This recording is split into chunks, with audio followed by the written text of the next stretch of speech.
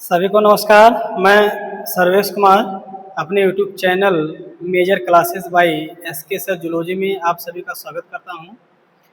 और आज हम लोग बीएससी फिफ्थ सेमेस्टर सिलेबस से टॉपिक स्टार्ट करेंगे। इसमें टॉपिक है आपकी कार्डेट्स। पढ़ना है कि ओरिजिन ऑफ कार्डेट, कि ओरिजिन ऑफ कार्डेट क्या होता है या कार्डेटा की ओरिजिन्स कहाँ से हुई है। जैसा कि हम जानते हैं जो कार्डेटा की ओरिजिन्स है वो इकाइनोडर्मेटा टू हेमिकॉर्डेटा से मानी जाती है। इकाइनोडर्मेटा टू हेमिकॉर्डेटा से हम कार्डेटा की ओरिजिन्स को मानते हैं। कार्डेटा का मतलब क्या होता है? एक कोई कार्ड, एक लॉन्ग ट्यूब, एक लॉन्ग ट्यूब। कार्डेटा का मतलब, कार्ड का मतलब होता है एक लॉन्ग ट्यूब। तो जो ओरिजिन्स है कार्डेटा की, जो कार्डेटा की ओरिजिन्स है वो हम मानते हैं इकाइनोडर्मेटा टू हेमिकॉर्डेटा से। लेकिन उसके पहले अगर हम जानेंगे तो 50 करोड़ वर्ष पहले, 50 करोड़ वर्ष पहले मतलब कैम्ब्रियन पीरियड्स के समय समुद्र में यूनिसेलुलर से हम मानते हैं। लेकिन ये तो पुरानी चीज़ है। हम अपने एंसेस्टर को जानेंगे अपने से बैक। अपने से बैक मतलब कार्डेटा का बैक क्या होगा? इकाइनोडर्मेटा होगा। इकाइनोडर्मेटा से हेमिकॉर्डेटा और हेमिकॉर्डेटा से फिर कार्डेटा। ठीक, तो इसमें सीधे सीधे हम समझते हैं कि जो कार्डेटा है, जो ओरिजिन्स है, ये कार्डेटा की ओरिजिन्स कहाँ से हुई थी या कार्डेटा के जो एनिमल्स हैं वो कहाँ से ओरिजिनेट हुए थे, कार्डेटा का एंसेस्टर कौन है, कार्डेटा के एंसेस्टर कैसे रहे होंगे। क्योंकि कार्डेटा के पहले तो हम नॉन कार्डेट पढ़ते हैं। तो नॉन कार्डेट में हम क्या पढ़ते हैं कि जिसमें रीढ़ की हड्डी नहीं होती, इसमें नोटोकार्ड या वर्टिब्रल कॉलम, ये ऐसी सारी चीज़ें जिसमें एब्सेंट होती हैं, तो वो नॉन कार्डेट्स होता है। हम कार्डेटा में पढ़ेंगे तो इसका मतलब ये हुआ कि कार्डेटा के पहले का जो एंसेस्टर है या कार्डेटा का जो पूर्वज है वो कौन है। तो हम मानते हैं कार्डेटा की ओरिजिन्स ऐसे सिंपल तरीके से मानते हैं 50 करोड़ वर्ष पहले की, या कैम्ब्रियन पीरियड्स में समुद्र में जो यूनिसेलुलर थे या एक कोशिकीय जीव से हुई है। लेकिन ये तो स्टेप बाय स्टेप हम बात करेंगे तो वहाँ समझ में आएगी। लेकिन हम जब किसी भी फाइलम्स या किसी भी एनिमल्स की ओरिजिन्स की बात करते हैं तो हम उसके एंसेस्टर्स की बात करेंगे कि उस एनिमल्स या उस फाइलम्स के पहले का एंसेस्टर क्या है। तो कार्डेटा के पहले का जो एंसेस्टर है वो इकाइनोडर्मेटा है और हेमिकॉर्डेटा। तो हम बोल सकते हैं कि इकाइनोडर्मेटा से हेमिकॉर्डेटा और हेमिकॉर्डेटा से कार्डेटा की ओरिजिन्स होती है।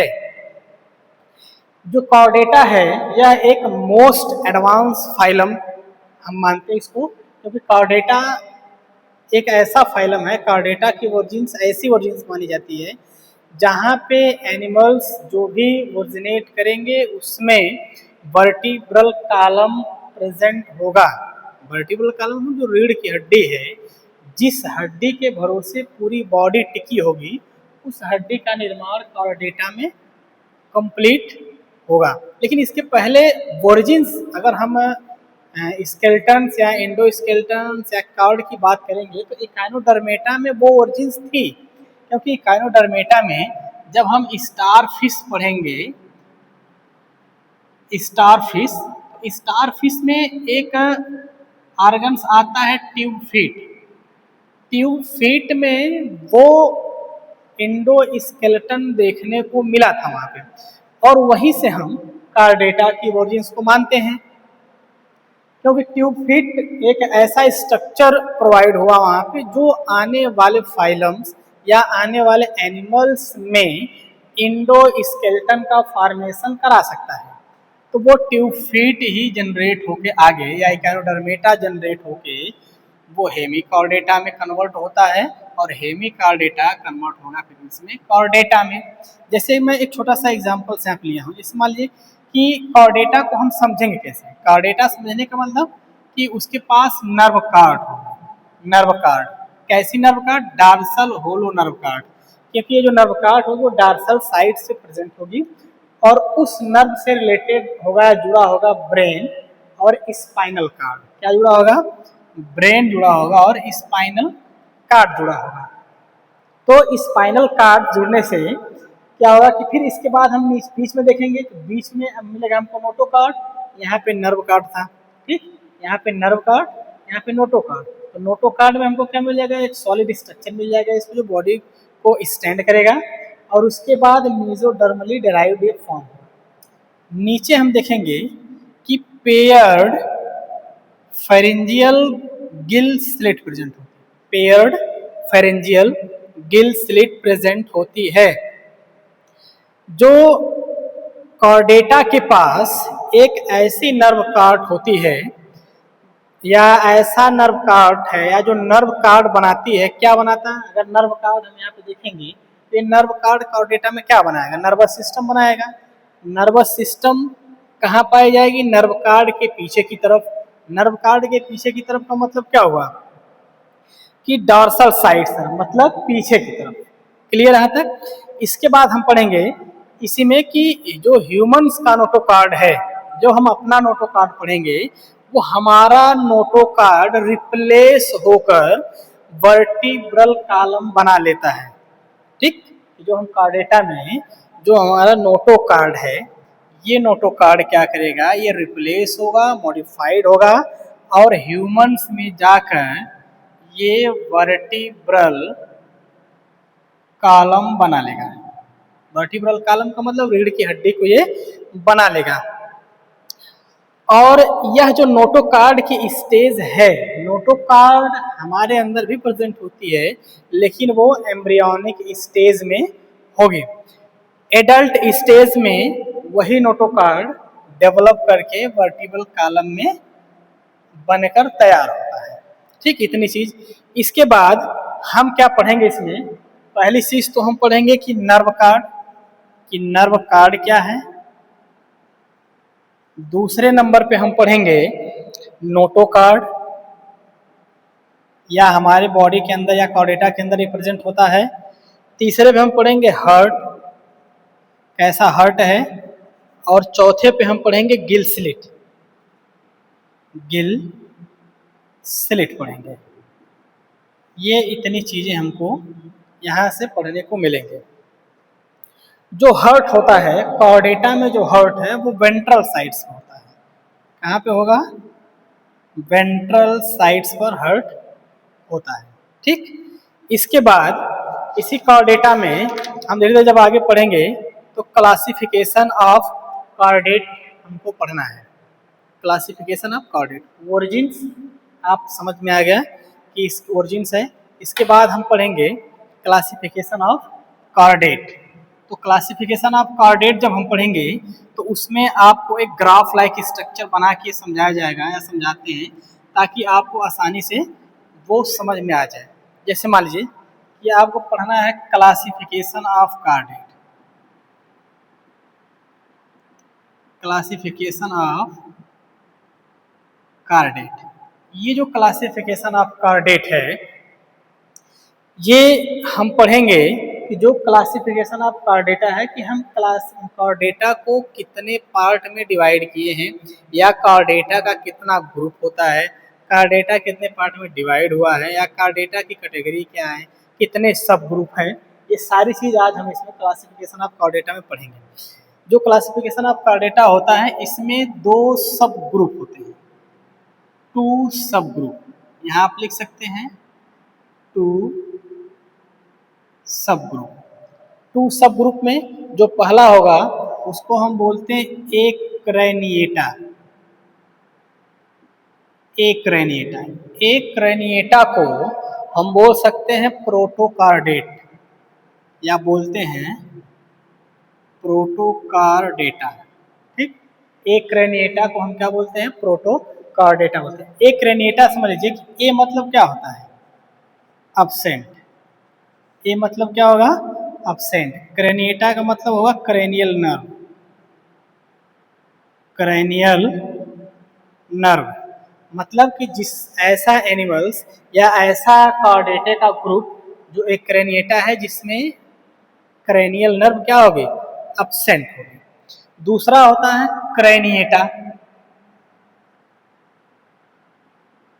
क्रेनिएटा, क्रेनिएटे का मतलब होगा कि इसमें क्रेनियल नर्व प्रेजेंट होती है, इस क्रेनिएटा को हम यूकार्डेटा भी बोलते हैं।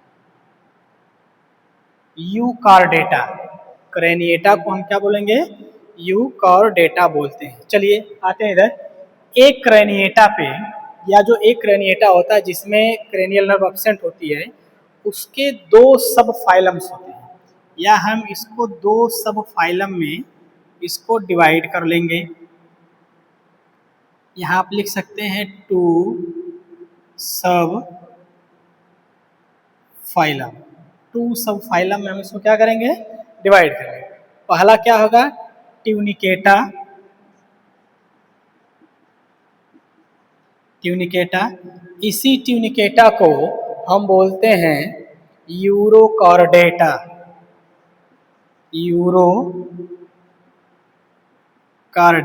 यूरो मतलब होता है टेल और कॉर्डेटा मतलब होता है कार्ड। ठीक, यूरो मतलब टेल होता है, आप लिख सकते हैं यहाँ पे यूरो का मतलब टेल और कार्डेटा का मतलब कार्ड होगा। ठीक, तो जो एक क्रेनिएटा का जो पहला सब फाइलम्स है इसे हम बोलेंगे ट्यूनिकेटा, या उसी को हम यूरोकॉर्डेटा बोलते हैं। यूरोकॉर्डेटा का मतलब होता है, यूरो मतलब टेल और कॉर्डेटा का मतलब नोटोकार्ड। ये ऐसी नोटोकार्ड होती है, और जो यूरोकॉर्डेटा होगा, यूरोकॉर्डेटा में जो नोटोकार्ड होगी ये लार्वा के पास होगी, वो भी उसके टेल में। लार्वा के पास होगी वो भी उसके टेल में। जो नोटोकार्ड होगा यहाँ पे, तो वो लार्वा में और लार्वा के टेल में।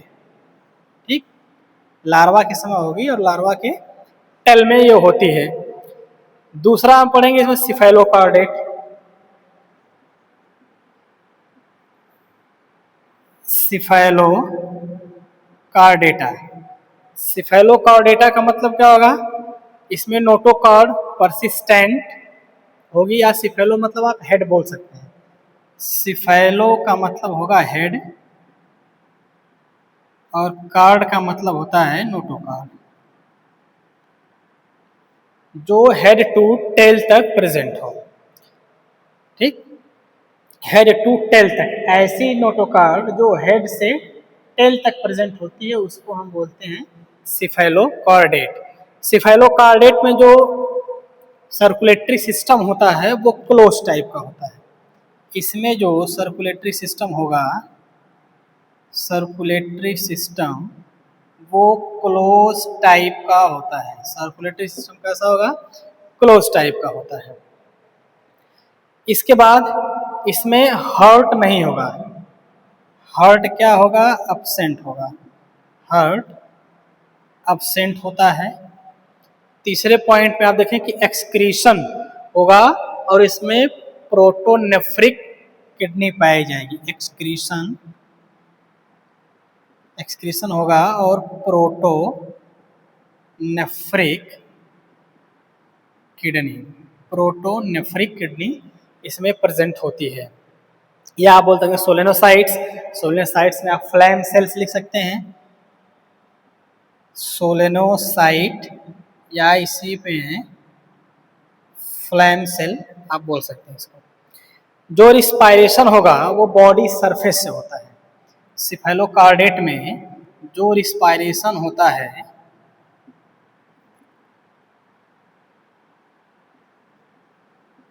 जो रिस्पायरेशन होगा वो बॉडी सरफेस से होता है रिस्पायरेशन। एग्जाम्पल्स क्या आएंगे सिफेलोकार्डेट में?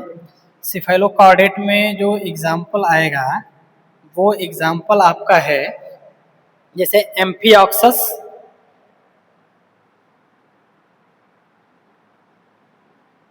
एम्फिऑक्सस, और इसी एम्फिऑक्सस को हम बोलते हैं लैंसलेट। लैंसलेट, और इसी लैंसलेट को एक और नाम से जानते हैं ब्रांचियोस्टोमा। ब्रांचियोस्टोमा, ये पढ़ना भी है आपको सिलेबस में, ये आपको पढ़ना है। चलिए, जो ट्यूनिकेटा हम पढ़ रहे थे, ट्यूनिकेटा में जो रेट्रोग्रेसिव मेटामार्फोसिस होती है, इसमें यूरोकार्डेटा में क्या होगा? Retrogressive Metamorphosis. Retrogressive Metamorphosis, retrogressive Metamorphosis इसमें होती है। एग्जाम्पल्स, इसमें एग्जाम्पल्स आप एक ट्रिक याद कर सकते हैं, या तो आप ऐसे डाटे लिख सकते हैं, DASH। डी का मतलब होता है डोलियोलम, डोलियोलम एक एनिमल्स का नाम है। ए से आप लिख सकते हैं एसिडिया, एसिडिया आप लिख सकते हैं। साल्पा, यस से साल्पा आप लिख सकते हैं। और यच से आप हर्डमानिया लिख सकते हैं। हर्डमानिया को भी आपको पढ़ना है, सिलेबस में दिया गया है हर्डमानिया। ये था अभी किसका क्लासिफिकेशन ऑफ कार्डेटा में, एक क्रेनिएटा या प्रोटोकार्डेटा का एक में जो दो सब फाइलम्स हैं, ये इतना आपको पढ़ना है। इसके बाद अगले वीडियो में पढ़ाएंगे आपको क्रेनिएटा या यूकार्डेटा। ठीक, ये सिलेबस में आपको पढ़ना था। और अगर वीडियो पसंद आए आप लाइक, सब्सक्राइब और फॉलो जरूर करें। धन्यवाद।